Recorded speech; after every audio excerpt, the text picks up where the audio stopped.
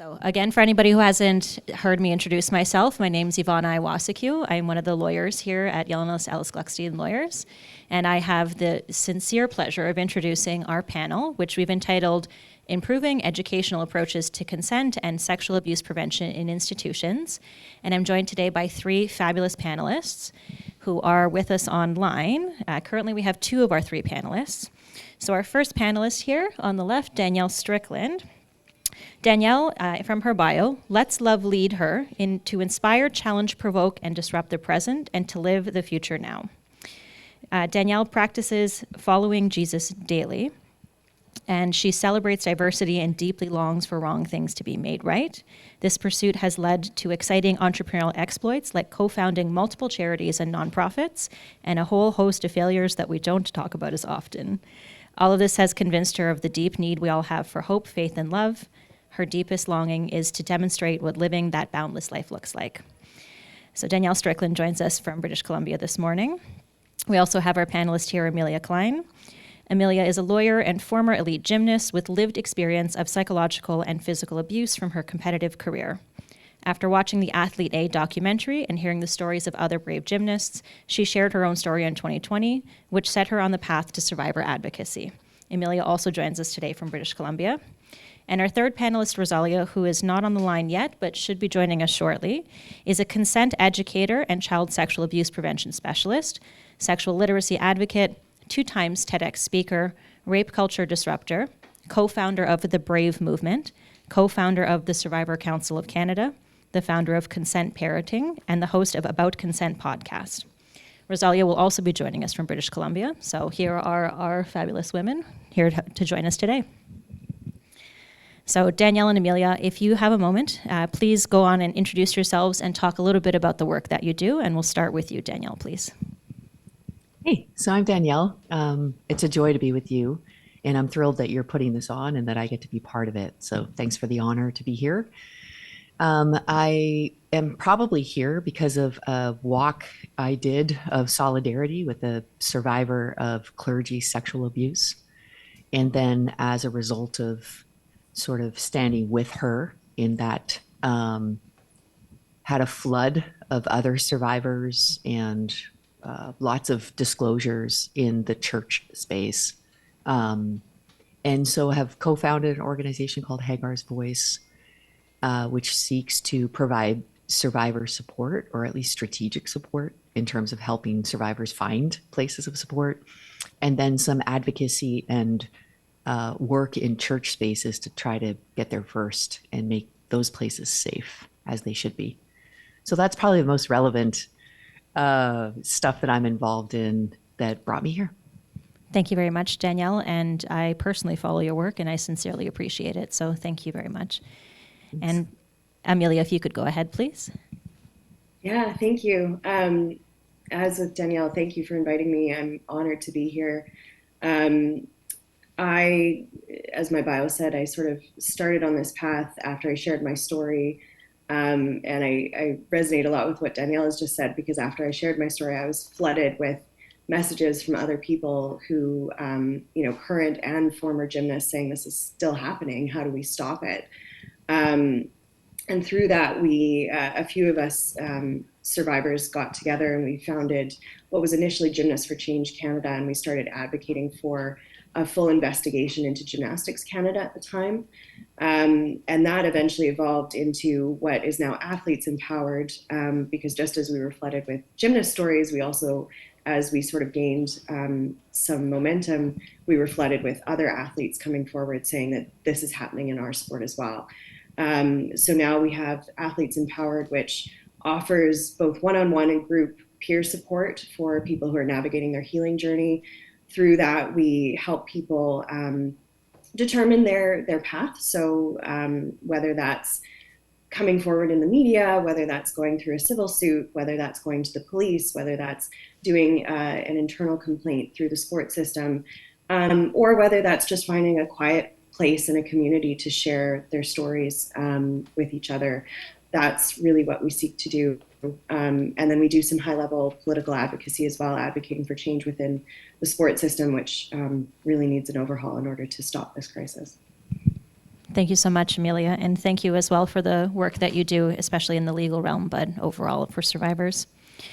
So we'll move right into the heart of it. I realized when I sent my panel questions, I didn't ask, I think, an important question for everyone here to understand, which is, in your experience, how is it that people inside these institutions are able to abuse their positions of power?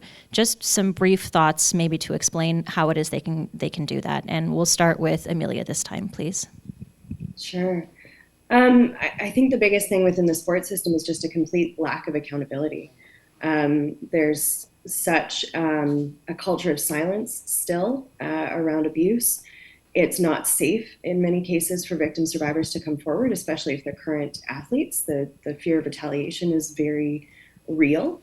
And as a result, perpetrators are just allowed to continue abusing without any accountability. But there's also no accountability for those that enable it as well.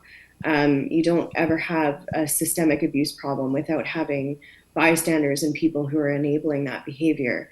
And right now in the system that we have, there's really no mechanisms to hold the administrators and the leadership accountable for their role in many cases just flagrantly covering up abuse that's happening, or at best sort of turning a blind eye for the sake of medals and results. So that's our biggest issue, is that there's just no real meaningful mechanism for getting both perpetrators as well as enablers out of this system and really changing that culture. Okay. It's a very comprehensive answer, and I think well heard in this room. Thank you. And Danielle, what are your thoughts? Power, ignorance, and fear. Those are the biggies. I would also, like Amelia's dead right. There's no way, there hasn't been a good mechanism for people to actually get help or know where to turn or know what to do. So the power dynamics, I think specifically in religious spaces, it's like multiple, it's multifaceted. It's not just positional power, it's sort of spiritual power that's misused and maligned. And then a complete lack often of transparency and accountability. So there's a lot of overlaps in these spaces. And then I think the ignorance and fear is often seen most in the response. And then as of silencing, vilifying victims, and then like sort of supporting perpetrators. And I think that the perpetuation of this over generations has set an example so that victims literally are right when they say there's nowhere to go. And if I do come forward, I'll be vilified and blamed. It's like an actual accurate assessment, not just a fear. So those are some of the things off the top of my mind. Yeah, it's a complicated and nuanced issue. Like it's not easy to identify one single thing because there's so many different people doing the different things. But I think the unifying themes here, secrecy, fear to come forward, shame, I think those are all still really prevalent, unfortunately, across institutions. So yeah, thank you for that. So on to hopefully bigger and better things, but what do we think as advocates and hopefully as change makers, institutions can do better to try to stop or prevent that abuse of power, and in particular, childhood sexual abuse and sexual violence? And Danielle, if you could start, I would really appreciate hearing your thoughts. Sure. I mean, I think we need to normalize talking about it. So awareness. I think everyone involved in any kind of leadership in places that have power dynamics at work need to be aware of that. There needs to be mandatory training on what abuse is, what that looks like. I think there needs to be like a basic understanding taught around abuse cycles and dynamics.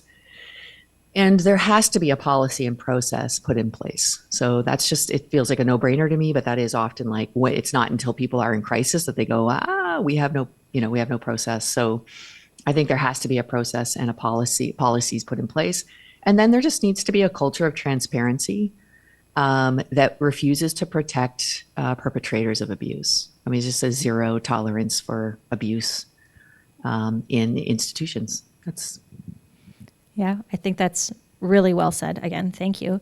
Amelia, I can imagine you probably have similar thoughts, but I'm just going to take a 1 second pause here to welcome Rosalia to our conversation. So, Rosalia, welcome. Thank you for joining us this morning. I know it's quite early for you over there.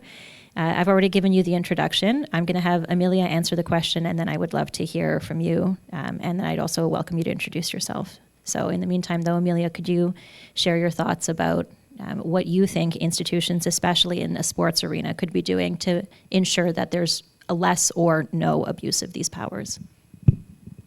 Yeah, I mean, I think in order to answer that, we kind of have to have an understanding of what's going on in the sports system right now, which is if someone experiences abuse, their options are very limited for coming forward. So if you're a national team member, you might be able to go to the Office of the Sport Integrity Commissioner, which is run federally, and it is independent of the sports system. But it's been modeled after the U.S. Center for Safe Sport, which has been highly criticized for its slow, harmful processes. And we're finding that is happening with OSIC as well now. If you're not within the OSIC system, and that's only a very small fraction of athletes that are ever going to qualify for that, you're at the mercy of the organization itself and their policies. And typically what that involves is an independent third-party investigation. But what we're finding is that those investigations are incredibly harmful. There's really no safeguarding within them. They're often very arbitrary.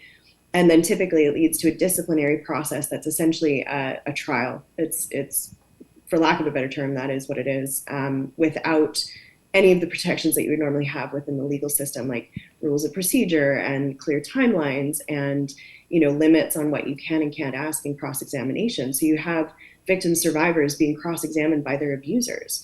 That system is what we have, and it's atrocious, and it's not helping anybody, and it's often not leading, even if a victim survivor goes through that really harmful process, often it's not leading to sanctions that are really meaningful for a perpetrator. So from our perspective, we need an overhaul of the existing system. We need processes that are trauma informed, and I don't want to use that term sort of loosely, because I think we banter about trauma informed practice, but really in reality, we're not seeing that on the ground. So in a nutshell, I think we need a complete overhaul of the existing process before we're going to see this crisis get better. Yeah, I agree very much. Trauma informed shouldn't just be a buzzword. It should be a real lifestyle and a value system that's really implemented in all things. So thank you for that. Rosalie, if you would take a second to introduce yourself, and then I would be happy to pose a question to you as well. Sure. Thank you so much. And my apologies. We actually had a massive snowstorm where I am, and we had a power outage, which of course on the worst day to do that. But thank you for your patience in having me. I would love to hear if you can repeat the question. Just jumping on a little flustered. I'm Rosalia Rivera, and I'm the founder of Consent Parenting, a platform to educate parents, particularly survivor parents, on how to teach their children about body safety and abuse prevention. And I'm also the co-founder of the BRAVE movement, which is a movement of 15 global survivors working to end childhood sexual violence, as well as the co-founder of the Survivors Council of Canada, and proud member of that organization working also to end child sexual abuse in Canada. Thank you very much. So I had asked the panelists before you were able to join us, and make sure that you take a breath, because things happen to everyone. Could you describe a little bit about how you see people in positions of power abuse their powers in a way that has then brought you forward with the work that you're doing? For sure. Unfortunately, children are vulnerable just from being children, and their lack of power within society and within any organization, whether that's an institution like the family or an institution like the school system. And unfortunately, any organization or institution where youth are being served and there are individuals who are in positions of power, it's very easy to abuse that. And sadly, because there are not enough safeguards due to lack of education about this issue, we see a lack of policies in place that are really comprehensive in substantial ways that can safeguard children from being victims to these kinds of abuses of power. And what's further even more sad is because of the lack of awareness of this issue, the adults who can monitor or create policies that could better protect children, neglect to either implement those policies or enforce them. So if we aren't creating much more awareness around the issue, not just in a general sense, but I think with specificity, specifically to talk about what grooming is, how adults groom entire communities, it then becomes really difficult for those people who can police each other in a sense to really enforce or implement comprehensive policies, because they don't see this issue as something to prioritize. So I think the lack of education and raising awareness in comprehensive ways is, I think, what leads to this lack of comprehensive policies, appropriate policies, not just to be implemented, but to be really enforced in not just a academic or sort of procedural way, but in a cultural way. So a school needs to culturally adopt this mentality of understanding that this is an issue we need to raise awareness around. And without that, you can create policies, but if they're not being implemented or enforced within that system, they're not effective. And I think that's what we're seeing consistently. Okay, thank you. And then the question that I had just posed to the panelists beforehand was the question, how can institutions do better to stop or prevent childhood sexual abuse, sexual violence, and abuses of power? And just to recap quickly, we did hear from Danielle that transparency and accountability are really important features, and Amelia spoke about the importance of ensuring that any procedures or processes that are in place are actually fair and unbiased and actually address the survivor's needs, as well as the same with accountability and transparency. So, Rosalie, if you could just speak quickly, what do you believe institutions in your realm can do better to help with preventing this sort of abuse and trauma and violence? Yeah, thank you for that question. So as it relates to academic settings, youth serving organizations, like schools, where they're lacking, again, it comes back to education, not being able to have access to resources. And this, we see Ontario, I think, is the only leading province where they are mandating education for teachers in order to get their license. I think that's a massive step forward in educating the staff and, the faculty that are going to be learning about this, to be able to then be able to spot things that are inappropriate and know what actions to take. But that's just a first start. And I think we, as a country, all the provinces should be adopting this. All the provinces should be providing students with body safety education, abuse prevention education, and then providing that to the parents as well, so that this is a community effort, a holistic effort, and not something that is just one part, of the puzzle, but it can really help trickle down this information to all of the key stakeholders, right? The educators, the students, and the parents who can come together and really address this issue, specifically through a prevention lens, but also to facilitate, the ability for students to receive this information and then be able to have a safe space to take action in reporting it or disclosing, particularly if situations are happening at home. A school, can be an incredible resource for a student to have access to justice, or at least the first step towards justice, in intervening.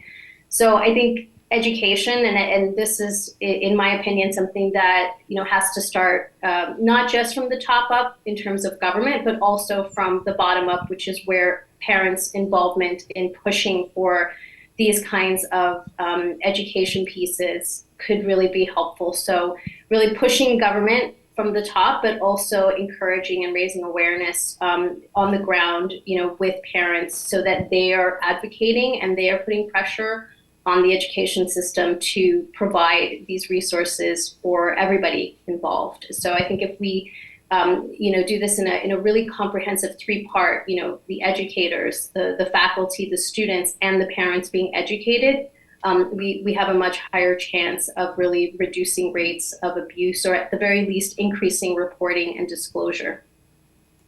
Okay, that's fabulous. And actually, that really neatly leads into my next question to the panelists, which was what sort of safeguards do you believe institutions ought to put in place to ensure that this doesn't happen? And what sort of safeguards have they actually put in place so far? Because I think that there has been some change put in place. Amelia, you spoke about the reporting procedures that exist and what sounds like hearing and quasi-trial-like procedures, but it doesn't sound like that's doing really the trick there. So, Rosalie, I believe you kind of gave an answer on safeguards being primarily around education and awareness based. But Danielle, I'll turn back to you. What sort of safeguards would you recommend the institutions put in place to prevent these sorts of abuses? Yeah, I think especially in the space I'm at in faith-based spaces, I think there needs to be a decision made to be proactive to disrupt the system that is normal right now. Which, I mean, it's just so ironic to even say this, but like institution like the church that exists to tell the truth, and their basic muscle memory of generations of vilifying people that come forward with the truth and hiding the truth and distorting the truth is just like a blight of on the reputation of the church and the mission. So I think churches and church leadership teams and denominations, all of the institutional powers need to make a proactive decision to say, we will not allow this to continue. And so we're going to stop it. And you can't stop, this is like generational muscle memory. This is like just what we do. And you're maybe not even aware that that's what you're doing, but there needs to be a general consensus that we will not allow this to be perpetuated any further. So I think that's one thing. It's just like a real genuine, we're not just going to be like, oh, here's a bad problem or here's one guy. It's like definitely there's enough that it's a systemic problem and the system needs to change. So there needs to be just a consensus to say, we've got to change this thing. So that's number one, is you have to want to change it. Because if you're just going to want I think, Rosalia, you said this so well. Policies are a great place to start. They're foundational, they're important, but they're not what protects people. People protect people. And people who don't know how, and aren't embodying those policies will not be able to protect people. So those things have to go together. I'd say, if I talk to church leaders all the time and they're like, what could we do? I was like, transparency would go a long way. Literally just transparency is if you had to pick one thing out of all the list, that there's a long list that we have to begin to work towards change, but transparency would go a long way. Even to the point where I've suggested putting in, if you're going to apply to be a pastor at a church, in the job description is a clause that says, in the case of anything immoral that happens or any misconduct, it will be publicly shared. Just stop hiding perpetrators. I feel like it's not rocket science. Stop giving perpetrators spaces to hide. I feel like that would be self-selecting. I think if a pastor doesn't go to a church because there's a clause in there that if he does something wrong, it's going to be shown or revealed, or it's going to be transparent, that's great. You don't want that person to be, no matter how great, of a personality they are. So I think that's transparent processes would really, really help. And then I think the zero tolerance for abuse. We just here's an idea. I think this is crazy, but we should maybe not vilify victims. This is just a crazy idea, I know, but maybe not vilify the victims. That's just please, everybody, victims are telling the truth. They're bringing light. They're helping us find a way forward that is right and true and good. So vilifying them is it's got to go. And just normalizing, not vilifying, support and protecting victims, and then a zero tolerance for abuse in our spaces. And then I just say acting swiftly, doing this. And again, if you have an embodied policy and procedure around this, you have information that everybody understands, the cycles of abuse, and you have a process to follow, this then doesn't have to, take years and derail places. This then could create places of safety for other victims. This could talk to, 1 in 3 Canadian women will suffer some sort of sexual harassment or abuse in their lifetime. 1 in 3. So we're talking about a fully, this is a Canadian problem. This is not just one thing happening over here or one thing happening over here. So these institutions have this great opportunity to actually care for and change the trajectory of generations of Canadians. And I think we need to start talking about the impact of changing our policies and institutions and what that could mean for future generations coming. Thank you. So I hear a lot of the truth. So you're saying you can't speak the capital T truth unless you also believe in all the truths. I think that's... Yeah, 100%. Yeah, that's right. Actually, you should just close the church if you can't handle the truth. Thank you for that. And Amelia, in your circumstance, there is a process in place that you've described for some athletes, but what other sort of safeguards can they put in place either preventatively or to ensure survivors actually feel safe coming forward? Yeah, I mean, I think everything Danielle has just said really resonates. I think there's a lot of overlap between, the institution of the church and the institution of sport. But something we've really been discussing and mulling over is the notion of actually regulating sport properly. Because right now you just have a hodgepodge of different systems, different organizations, none of which are accountable to each other. There's really no oversight happening. Sport Canada is supposed to provide some sort of oversight, but they're not. So, to the point about transparency, when someone becomes a lawyer or a doctor or in some other public facing profession where they're going to be working with vulnerable people, it's just understood from the outset that if you engage in misconduct and there's a discipline process, that's going to be made public so that the public can actually make informed decisions about whether or not they engage with you. And that notion of, public discipline records has been met with significant resistance from the leadership in sport. And yet it's something that we see as so vital because right now, in most cases, you won't know if someone has been disciplined for abusing a child in the sports system. Usually discipline, especially through the ITP system, the independent third-party system within these organizations, typically those are confidential, and so no one knows. Even within their own sport club, they might not know that someone's been disciplined for, in many cases, very significant abuse, particularly of children. So for us, it's just kind of a no-brainer that needs to be a nationwide, provincial-wide, transparent registry of people who have been disciplined and why.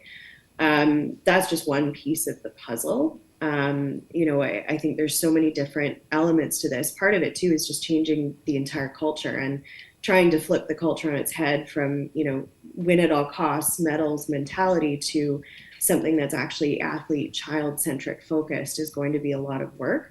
But right now we basically have a circumstance where the pervasive attitude is still, for most abuses, well, if that coach gets results, maybe we should keep him in the system. And as a result, it means that the good people in that system don't feel safe coming forward either. So the people who would be bystanders witnessing something going, oh, I know that's wrong, they also have nowhere to turn to say, you know what, we need to fix this, because there's, from sort of the top down, there's not this attitude that we really do have a zero tolerance for abuse. We say that, we pay a lot of lip service to that, and we pay a lot of lip service to these policies that have been put in place. But the reality is when the rubber hits the road and you've got a situation of, let's say, child psychological abuse that's quite severe, almost instantly there's an attitude of, well, that's just tough coaching. Maybe that's not a big deal. And we know that, psychological abuse in particular, there's enough evidence out there now that suggests that psychological abuse is just as harmful as other forms of abuse. But we also know that it then can lead to other forms of abuse like sexual abuse. So if you're not nipping that in the bud and you're still taking an attitude that's very permissive of that, you're going to see abuse continue in all forms. So it's a big question. It's a big answer, but I think we need transparency and we need just a full-on culture change. Yeah, no, and it makes sense that it would be a big answer because it is a big question. And it sounds like you're saying without that transparency, without the ability to know, you keep perpetuating that culture of secrecy. And I like, to your point about the registry, it seems to fly in the face of, the purpose of the criminal sex offender registry. If, the people who are, potentially sex offenders in some regard just get to move along with it in a setting even where other individuals have already determined that perhaps they did do something that is the bad. Exactly. Yeah, thank you. And Rosalie, is there anything that you wanted to add? I know you talked about the education and empowerment of individuals and parents and educators in terms of safeguards to put in place. Is there anything you'd like to add? Yeah, and I have to say I agree with so much of both what Danielle and Amelia said. I would say very similarly. It feels like there needs to be a complete overhaul in many ways, but I think two things that really stand out to me is the hiring process within the school system. I think a lot of times there is this general sense that that's the safeguard right there is the hiring process, and unfortunately we know that conviction rates for sex offenders are very low. So whether someone is an actual sex offender or not, it's not guaranteed that it will be spotted at through the hiring process because of that. As number one. But secondly, I don't know if anyone's heard of the term passing the trash. But it's a very common term used within the school system. It's like colloquial term used when someone is caught doing something inappropriate or has actually assaulted a minor, and instead of being put through the legal process or reported to the correct authorities, they're either allowed to resign or quietly fired and not put on their record why they were fired. So then they get hired by another school where, again, if the hiring process isn't very thorough in terms of background checks, and reference checks, then this individual is hired and let loose, to harm more individuals. So that I think is one place to start, is really making that process much more comprehensive. And that requires education, both to HR departments as well as to the principals who are interviewing and doing these hiring processes to, determine how can we make sure that this individual is safe? What are the things that we need to look at in terms of behavior patterns? Getting that education, even just on the simple, education about what grooming is and how grooming is so insidious in the way that, you can have a teacher who's the teacher of the year, much like a coach, you were saying, Amelia, that could be seen as, a very valuable part of the school, but they are abusing their powers. So having teachers also feel safe to report those behaviors. I think that a lot of times there's a fear of that liability. What if I'm wrong? What if the child is lying? Again, this comes back to lack of education. So I think a really strong educational process needs to be put in place, not just for teachers, but for the entire faculty within a school, to really get educated on what are the signs to spot? How do I report it? How can I feel safe reporting it and not be have that weaponized, in some way? So we really need to look at both the hiring process more carefully and comprehensively, as well as educating the staff, the faculty on what are the things that they can do to safeguard students' well-beings, as well as understanding this issue more holistically. I think are two really important starting points. Okay, thank you. And Danielle, I saw you nodding along there. Is there anything you wanted to say in addition to that? I just wanted to make sure you had a chance if you wanted to. No, I'm just like the support team for Rosalia. She's doing great. It's awesome. Thank you. It's, I think it's both interesting and somewhat unsurprising that transparency is such a strong theme here, because I think everyone here knows that, especially childhood sexual abuse, but other kinds of sexual violence, they're all crimes of secrecy. And we say that to our clients, we say that to people we educate, we say that to third parties, and I have yet to find a single person that says, oh no, I will just, people talk about it. No, people don't talk about it, and the people who want to get away with it or who think that they can, they know that, and that is definitely an issue. So I am holistically in support of transparency as a solution and a safeguard. I think that would be a huge step in the right direction. So I've been warned that we only have a few minutes left, so I'm going to ask the one last question here, quickly pivoting to a survivor focus.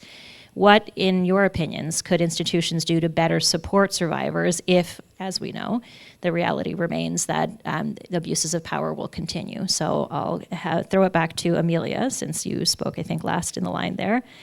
And you could let us know, what do you think institutions should do to better support survivors when they come forward? Yeah, I mean, within the existing system that we have, often survivors are facing an insurmountable battle between their perpetrator, in some cases the organization itself, with very little resources. So what we're finding is it's very difficult to find counsel for people to go through this quasi-judicial process, which, if they don't have representation, they're getting railroaded constantly. And so there's such an imbalance of power between the perpetrator and the victim survivor in most cases. And in most situations, the sport organization doesn't offer any sort of support on that end or for mental health. In many cases, we're seeing people just flat out denied any sort of support to go through that really grueling process. So I think, your process is only as strong as as it is a safe process for people to come in and engage with. And if it's not a safe process, then people aren't going to go through with it. And a lot of the work that we end up doing is actually counseling people through the difficult choice to withdraw a complaint, because the process has become so harmful and the outcome is so uncertain that it's just not worth it for people to continue. So it's all well and good to have these policies and these processes in place, but if they're actively harming people, first of all, that in and of itself is terrible. But it also means that people are not going to come forward, and you're not going to be able to actually fix the problem and identify perpetrators. So you need to actually create a meaningfully safe space for these people. And unfortunately, what we see is even the people that are hired for the independent investigation are often very conflicted. Sometimes they have horrific bedside manner. Like we've had cases where minors have given their story to an investigator who, may or may not be a lawyer, but they're sitting in traffic. They're taking that testimony from their phone while they're in traffic, while a child is disclosing abuse to them. Sorry, I'm just so upset. Yeah, sorry. Well, I could go on forever, but I mean, I think you really need to overhaul the system is the bottom line. Yeah, horrible to hear. Danielle and Rosalie, I'm getting the wave, so I just want to give each of you a quick chance to answer. I think this is an important topic to at least address. So, Danielle, if you could go ahead and what could institutions in your realm do better to support survivors? Yeah, I think the truth in the institution of the church is they could do almost anything better, like pick anything to do something better, So I think that just even making that pivot shift from victims are against us to actually we're with them and they're with us. And so I think that pivot shift would do a lot of things. But I want to say, sort of echo that Amelia thing, you guys are here, you're gathered because you care about this stuff. I would say my accompanying of a survivor of clergy sexual abuse through the court system, I was shocked as a Canadian in 2024. I was literally, I was just shocked as a woman Canadian in 2024 that court process was as horrible as it was. And the rights of a victim, to me, seemed so underprotected. So I think even when you're looking for, when the institution won't hold perpetrators accountable, where do you go? What do you do? And I think without that, authority that says there's somewhere where somebody's going to hold perpetrators accountable for abuse, when that's broken, I mean, you're what would motivate? Now, in my space, you would hope God would motivate people to tell the truth and protect victims. And, that's a thing that I'll just keep harping on and try to train churches to do because it's the right thing to do. But I think in Canada, I'm shocked that there isn't a better protection I think that would really matter, because as much as you want people to just willfully do the right thing, you do need somebody that says, and if you don't do the right thing, here's the cost. And there has to be some sort of accountability. So that brokenness really matters. And I know even in the case that I've been walking through, that perpetrator who obviously is predatory, based on all my understandings of abuse dynamics and grooming, and is free to look for work now in faith spaces where there are vulnerable people. And there's nothing stopping, apart from me trying to make it a public issue so that people know, but there's nothing, there's no one to stop him or to protect future victims. And that is, horrific in 2024 in Canada. So we need to fix some stuff. Yeah. Non-ironically, amen. Thank you. And Rosalie, if I have 30 seconds to offer you, and I apologize for the short, but if you could just talk quickly there. Yeah, no, I would echo again the same thing that they also said. And just also to add that I think the school system is definitely a place where it needs to become, without making it a buzzword, but to truly become trauma informed, to understand how to support young victims and survivors through a very traumatic process, because a lot of parents end up opting out and just moving their child to another school instead of dealing with the aftermath of their child either not being believed or having to go through a very painful process that is not created to support survivors. So I would say just starting from that point of creating a much more trauma-informed system for youth would be a good start. Okay, thank you very much. So thank you all three of you for joining us this morning. We know it's early in British Columbia, so thank you for waking up early. So Danielle Strickland is from Hagar's Voice and a Christian pastor. Amelia Klein is from what used to be Gymnastics Athletes Empowered now, right? Used to be Gymnasts for Change, is now Athletes Empowered. Thank you very much. And Rosalia Rivera is founder of the Brave Movement, as well as Survivor Council of Canada, among many other accolades. Thank you very much. Thank you. Thank you.